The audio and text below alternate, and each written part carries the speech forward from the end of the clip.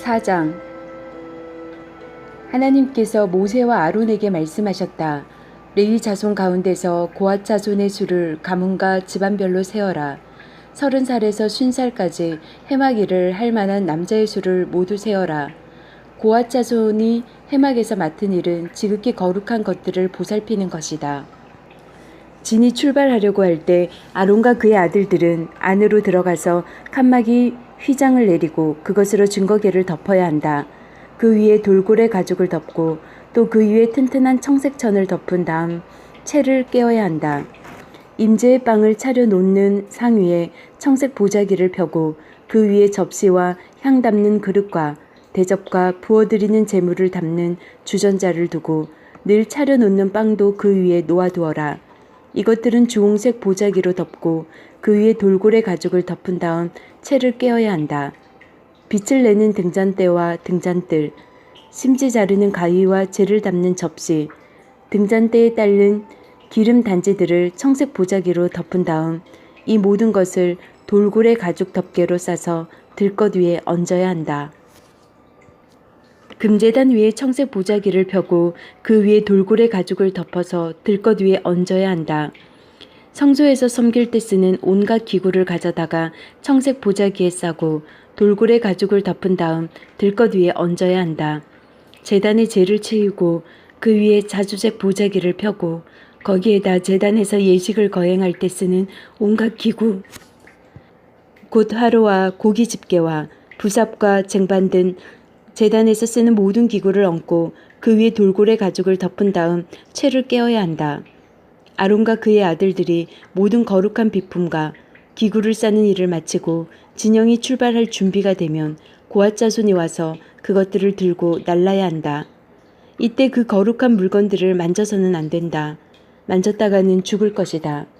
고핫 자손이 맡은 임무는 해막 안에 있는 모든 물건을 들고 나르는 것이다. 제사장 아론의 아들 엘르아살은 등불에 쓰는 기름, 향기로운 향, 매일 바치는 곡식제물, 거룩하게 구별하는 기름을 맡아야 한다. 또한 그는 성막 전체와 성막의 거룩한 비품과 기구를 포함한 성막 안의 모든 것을 맡아야 한다. 하나님께서 모세와 아론에게 말씀하셨다. 고핫 자손의 가문들이 레위인 가운데서 끊어지지 않게 하여라. 그들이 지극히 거룩한 곳에 가까이 갈 때 죽지 않고 살도록 그들을 보호하여라. 그들을 보호하기 위해 아론과 그 아들들이 그들보다 먼저 성소 안으로 들어가서 각 사람이 해야 할 일과 날려야 할 것을 정해 주어야 한다. 고핫 자손은 성소에 들어가서 거룩한 것들을 보아서는 안 된다. 잠깐이라도 보았다가는 죽을 것이다. 하나님께서 모세에게 말씀하셨다.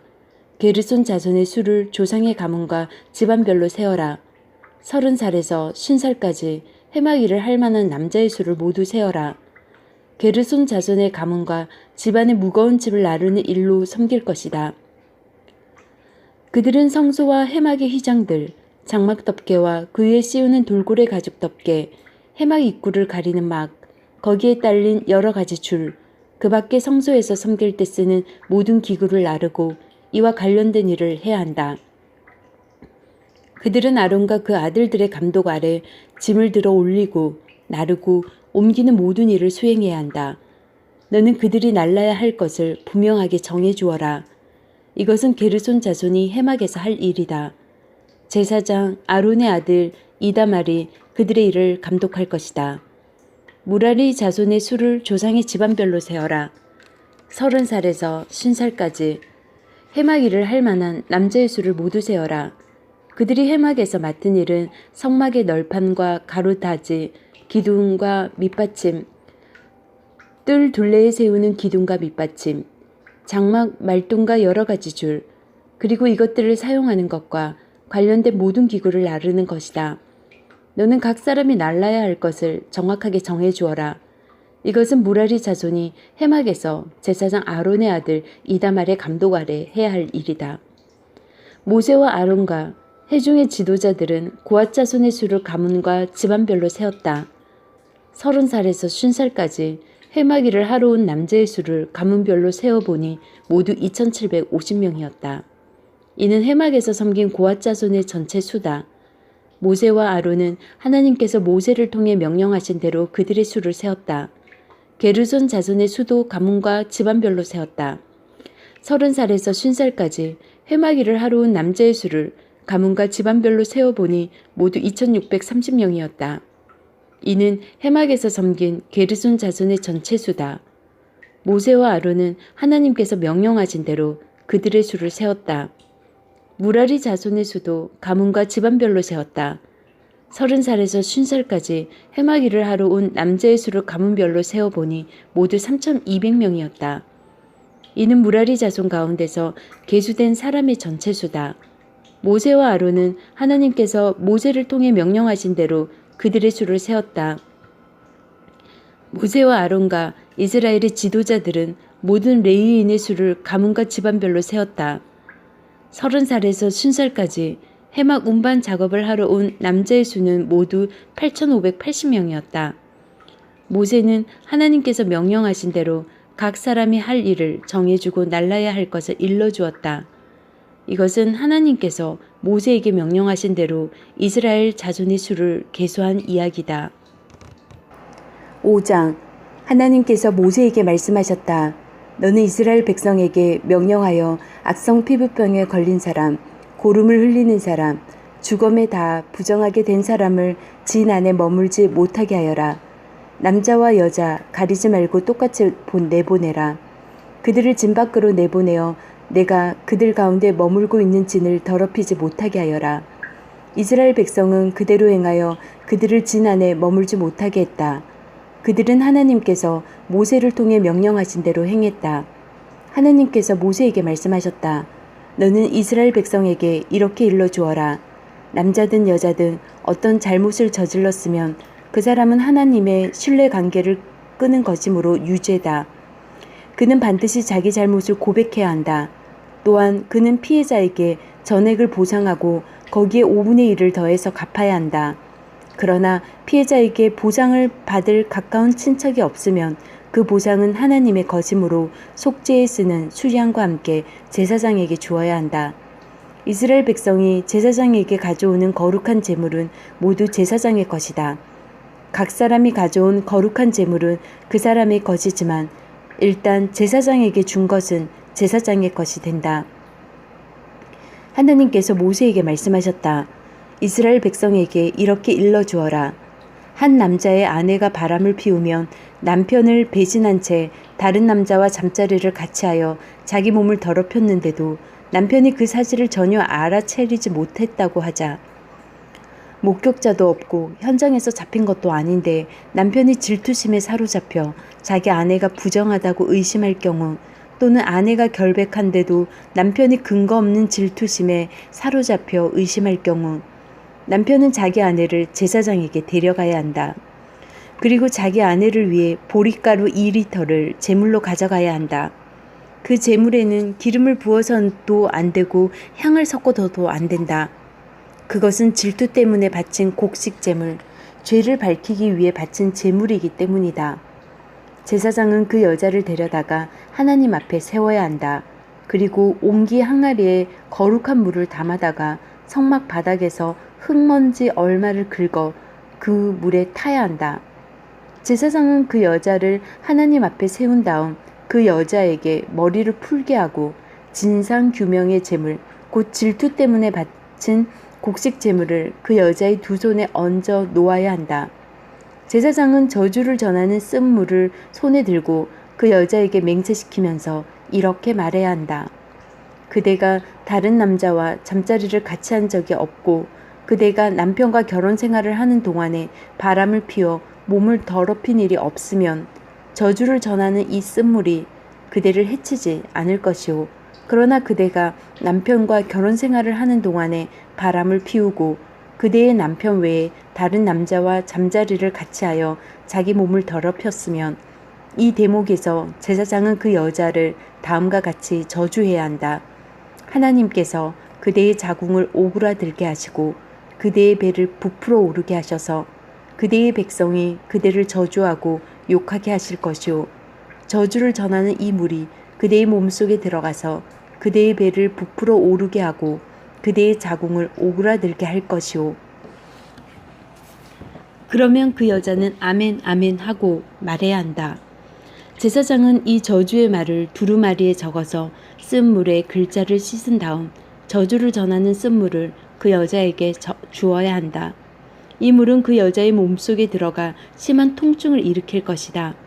제사장은 그 여자의 손에서 질투 때문에 바친 제물을 한 움큼 받아 하나님 앞에 흔들어 바치고 제단으로 가져가야 한다.